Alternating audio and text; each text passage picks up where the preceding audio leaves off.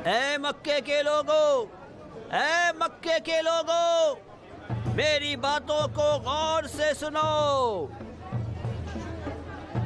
ये आवाज कहाँ से आ रही है? ऐ मक्के के लोगों, मेरी बातों को गौर से सुनो। जरूर कोई बात। ध्यान से सुनो, गौर से सुनो। ऐ मक्के के लोगों, कुरैश के सरदारों ने एक अहदनामा लिखा है। सबको चाहिए कि इस अहदनामे की पाबंदी मरते दम तक करें। ऐ मक्के के लोगों, मेरी बातों को गौर से सुनो। क्या हुआ? ये किस चीज की बात कर रहा है? अहदनामा ये है, मेरी बात को गौर से सुनो। कुरैश के सरदारों ने ये एक अहदनामा लिखा है। सबको चाहिए कि मरते दम तक इसकी पाबंदी करें। ऐ मक्के के लोगों, अहदनामा ये है। पहली शिक, मोहम्मद के पैरुओं के साथ किसी किस्म का लेन देन मना है। किसी को हक नहीं पहुंचता है कि मुसलमानों से कोई चीज खरीदे। किसी को हक नहीं पहुंचता है कि उनके हाथों कोई चीज फरोख्त करे। मोहम्मद के पैरुओं के साथ किसी भी किस्म का लेन देन मना है। दूसरी शिक, किसी को किसी भी सूरत में हक नहीं पहुंचता है कि मुसलमानों के घरों में जाए। किसी को हक नहीं पहुंचता है कि मुसलमानों को अपने घर में बुलाए। तीसरी शिक, मोहम्मद के मानने वालों के साथ शादी ब्याह मना है। चौथी शिक, जिसकी भी मुसलमानों के साथ मुठभेड़ हो जाए, कुरैश उसकी हिमायत करेंगे। मैं खुदा की पनाह मांगता हूँ। देख रहे हो अब्बास, आपको खुदाए मेहरबान ने इन लोगों की हिदायत के लिए एक नबी बनाकर भेजा है, लेकिन ये शुक्र और इताअत करने के बजाय उसके खिलाफ साजिश कर रहे हैं। हमें कुछ करना चाहिए। हम कुछ नहीं कर सकते हैं हमजा। कुरैश के तमाम सरदारों ने अहदनामे को कबूल कर लिया है। बनी हाशिम तमाम कुरैशियों के साथ लड़ नहीं सकते। बहरहाल कोई चारा जोई करनी चाहिए। अब मक्का किसी भी मुसलमान के लिए अमन की जगह नहीं है। अगर वो रातों रात तमाम लोगों को तहे तेग कर देंगे तो इस अहदनामे के मुताबिक कोई भी खून का बदला नहीं ले सकेगा। कुरैश एक जख्मी सांप की मानिंद है। अज़ियत व आज़ार भी कारगर साबित नहीं हुई है। अब उन्होंने एक नया तरीका अपना लिया है। उन्होंने बाइकाट करना शुरू कर दिया है। भाई, ये लोग भूल गए हैं कि खुदा हमारे साथ है। आओ चलते हैं और अपने भाई अबू तालिब से बात करते हैं, देखते हैं उनकी क्या राय है।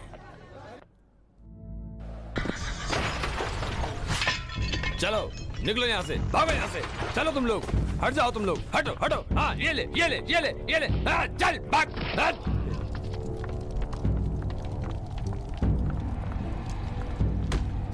यही तुम लोगों की सजा है। चलो भागो यहाँ से, निकलो यहाँ से। चलो जल्दी करो, निकलो निकलो यहाँ से। चलो भागो भागो, सब भागो। चलो सब चलो, निकलो यहाँ से। जल्दी करो, चलो चलो जल्दी करो। हाँ निकलो, चलो तुम भी चलो, निकलो। चलो भागो, भाग चल भाग, भागो यहाँ से। चलो भागो यहाँ से, जल्दी करो। चलो चलो जल्दी करो। हाँ निकलो, चलो तुम भी चलो, तुम भी चलो। चलो सब भागो यहाँ से, जल्दी करो। रुकना नहीं बिल्कुल भी। इनको कुछ भी अपने साथ मत लेके जाने देना। ऐसे भगाओ इनको, खाली हाथ भगाओ इनको। मैं तुमसे इल्तिजा करता हूँ, रो मत। मैं इल्तिजा करता हूँ। हम तुम्हारी दूरी कैसे बर्दाश्त कर सकते हैं? तुम लोगों से दूरी भी मेरे लिए दुश्वार है। हुजूर ने हुक्म दिया है, हमें मक्का छोड़कर जाना ही होगा। कोई तुम्हें नुकसान नहीं पहुंचाएगा। मक्के में मुसलमानों के लिए अमान नहीं है। अगर ऐसा है तो मैं भी तुम्हारे साथ चलती हूँ। जरा रुको। लेकिन तुम तो मैं भी इस्लाम लाती हूँ। मुझे पता है कि मेरा बाप नाराज हो जाएगा, लेकिन उसके बदले में खुदा मुझसे राजी हो जाएगा। इस तरह मैं अपने मेहरबान शौहर के साथ रह सकती हूँ। खुदा का शुक्र है तुम भी मुसलमान हो गई। तुम रहोगी तो मैं सख्तियों को अच्छी तरह बर्दाश्त कर सकूंगा। हाँ। आओ चलो चलते हैं। आओ चलो चलते हैं। ए अबू तालिब, क्या आप समझते हैं कि एक दिन हम अपने घरों को लौट जाएंगे? बेटे, खुदावंदे आलम ने इरादा किया है कि वो अपने नबी के हाथों अपने घर और मुकद्दस शहर को शिर्क व बुत परस्ती से पाक करेगा। वो दिन दूर नहीं जब ये शहर तौहीद परस्तों का मुकाम बन जाएगा। मगर आगे एक मुश्किल रास्ता है, लेकिन जान लो कि खुदा अपने बंदों का अपनी सख्तियों के जरिए इम्तिहान लेता है, इसलिए सब्र करो।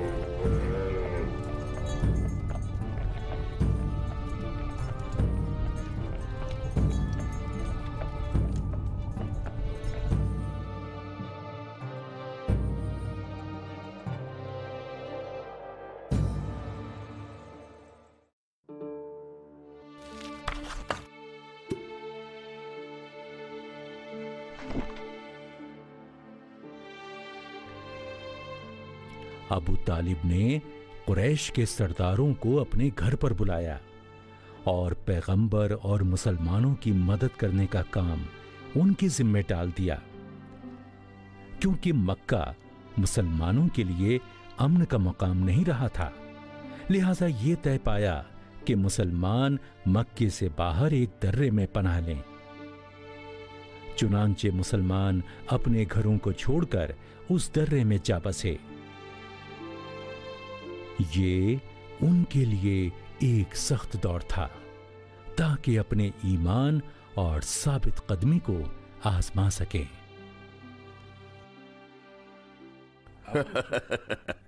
अबू सुफियान, आज मैंने बहुत बड़ा कारनामा अंजाम दिया है। मैं बाजार में टहलता रहा और बोलता रहा। ऐ लोगो, अपने सामान का दाम इस कदर बढ़ा दो कि मोहम्मद के पैरोकार खरीद ही ना सकें। चल पड़ो। अरे ओ गद्दार, चल पड़ो, चलो चलो।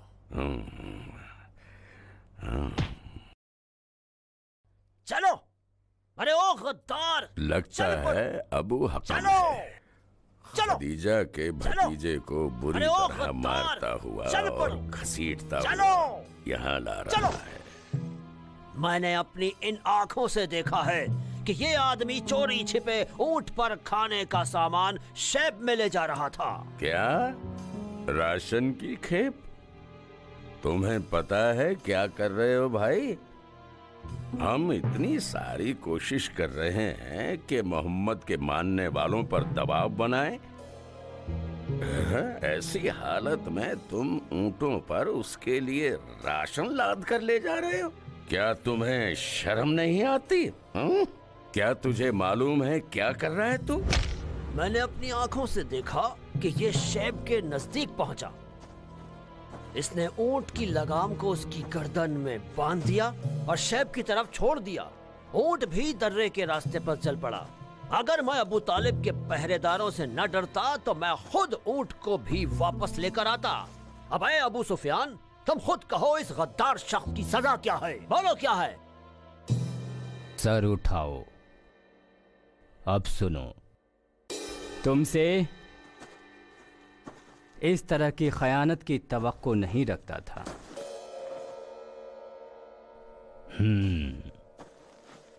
तुम इस बारे में क्या कहते हो? खदीजा मेरी फूफी हैं। मैं तुम लोगों की तरह अपने रिश्तेदारों से गाफिल नहीं रह सकता हूँ। तुम लोग किस तरह से अबू तालिब और खदीजा जैसी बुजुर्ग हस्तियों को तकलीफ दे सकते हो? अरे तुम बुलबुल की तरह चहकना बंद करो। किसी ने अबू तालिब और खदीजा को मक्का छोड़कर जाने पर मजबूर नहीं किया है और वो मक्के में रह सकते थे। जब उन्होंने खुद बेवकूफ़ी करके मोहम्मद और उसके मानने वाले गुमराह लोगों की हिमायत करने का फैसला किया तो हमारा कसूर क्या है? गुमराह? मोहम्मद अखलाक और इसी तरह सच्चाई का अमली पैकर हैं। कुछ अरसा पहले तक तुम लोग भी उन्हें अमीर की हैसियत से जानते थे, तो ऐसा शख्स किस तरह दूसरों को गुमराह कर सकता है? मैं अपनी जान की आखिरी सांस तक उनका दिफा करता रहूंगा। मोहम्मद ने खदीजा के घर, जिंदगी और दौलत को बड़ी बेरहमी के साथ बर्बाद करके रख दिया और ऐसा काम किया है कि उसकी अमीर बीवी गरीबों की मानित जिंदगी गुजारे। और हाँ, अब तेरी फूफी को तेरी मदद की जरूरत नहीं है। तुझे यकीनन मालूम नहीं है कि खदीजा का 1 घंटा पहले इंतकाल हो चुका है। क्या खदीजा का इंतकाल हो गया? क्या मेरी फूफी का इंतकाल हो गया? नहीं नहीं, मुझे यकीन नहीं आता। सब झूठ बोल रहे हो, तुम सब झूठ बोल रहे हो। मुझे यकीन नहीं आता, मैं यकीन नहीं कर सकता, मैं यकीन नहीं करूंगा। तुम सब झूठे हो। मोहम्मद की जोजा की मौत का जिम्मेदार उसके अपने सिवा कोई और नहीं है। लानत हो तुम लोगों पर। मेरी फूफी मक्का की सबसे खुशकिस्मत औरत थी, जो कि मोहम्मद की शरीके हयात थी। याद रखो, जो भी शाबे अबू तालिब में मरेगा, उन लोगों का खून तुम जालिमों की गर्दनों पर होगा।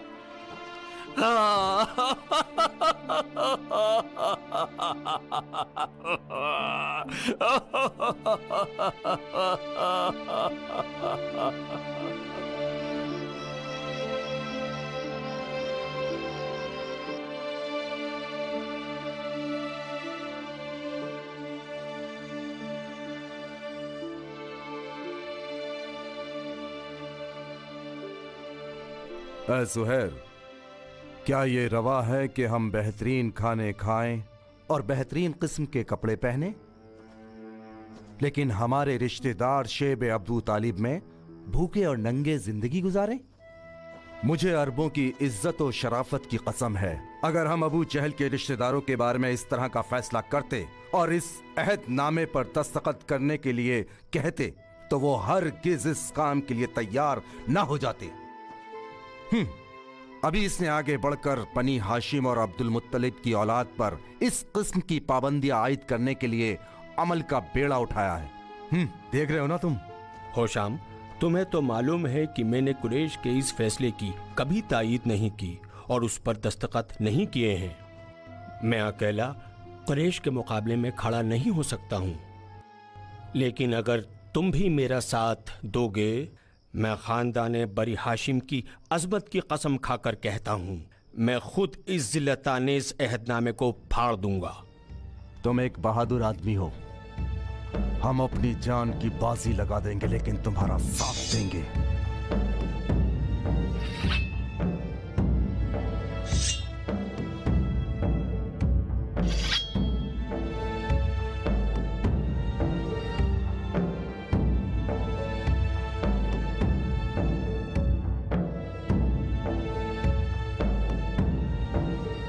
पाको मुनज़्ज़ा है खुदाए अज़ीमुश्शान,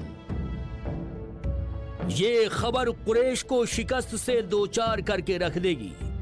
ये तौहीद परस्तों के लिए एक और कामयाबी है। अब हम मक्का वापस जा सकते हैं।